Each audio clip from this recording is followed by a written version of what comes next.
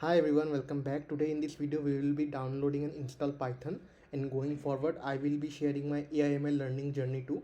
So let's start with the Python installation. You can search here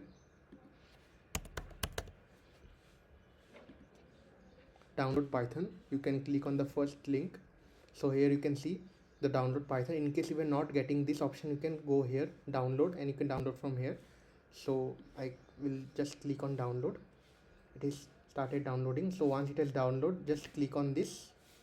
A pop-up will be coming. Just click on continue on all the options. In case you have time, you can read this.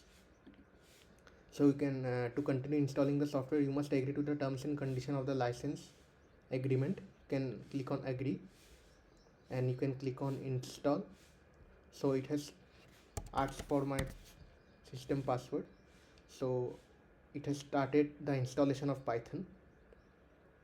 Once the installation has been done, a pop-up will be coming like this, denoting the installation has been successful. To reconfigure, you can open the terminal and you can type